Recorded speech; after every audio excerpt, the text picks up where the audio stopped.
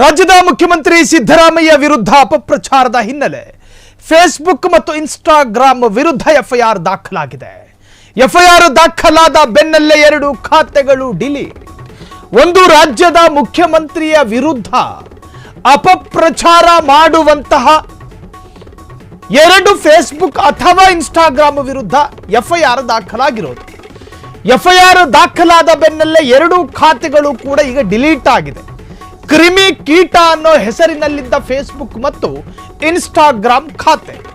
KPCC ಪ್ರಧಾನ ಕಾರ್ಯದರ್ಶಿ S Manohar ದೂರು ಕೊಟ್ಟರು. ಬೆಂಗಳೂರಿನ ಹೈಗ್ರೌಂಡ್ಸ್ ಠಾಣೆಗೆ ದೂರು ನೀಡಿದ ಪರಿಣಾಮ ಎಫ್ಐಆರ್ ದಾಖಲಾಯಿತು.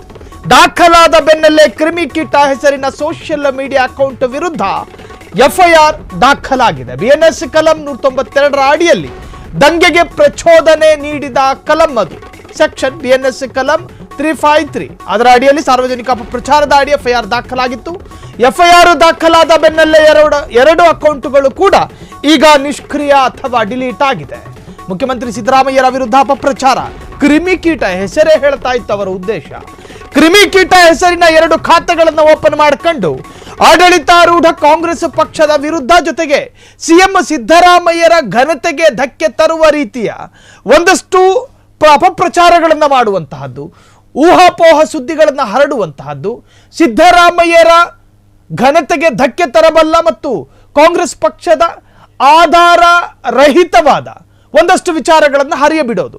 ಇದು ಈ ಕ್ರಿಮಿಕೀಟ ಹೆಸರಿನ ಖಾತೆಗಳ ಉದ್ದೇಶ ಆಗಿತ್ತು. ಕೆಪಿಸಿಸಿ ಪ್ರಧಾನ ಕಾರ್ಯದರ್ಶಿ ಎಸ್ ಮನೋಹರ್ ದೂರು ಕೊಟ್ಟರು.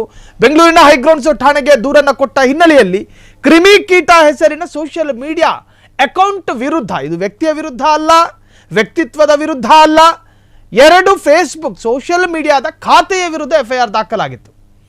ಸೊ ಬಿಎನ್ಎಸ್ ಕಲಂ 190 ಅಡಿಯಲ್ಲಿ ದಂಗೆಗೆ ಪ್ರಚೋದನೆ, ಇನ್ನು ಬಿಎನ್ಎಸ್ ಕಲಂ 353 ಅಡಿಯಲ್ಲಿ ಸಾರ್ವಜನಿಕ ಅಪಪ್ರಚಾರದ ಅಡಿ ಎಫ್ಐಆರ್ ದಾಖಲಾಗಿತ್ತು. ಎಫ್ಐಆರ್ ದಾಖಲಾದ ಬೆನ್ನಲ್ಲೇ 2 ಅಕೌಂಟ್ಗಳು ಕೂಡ ಡಿಲೀಟ್ ಆಗಿದೆ ಅನ್ನೋ ಮಾಹಿತಿ ಲಭ್ಯವಾಗ್ತಾ ಇದೆ.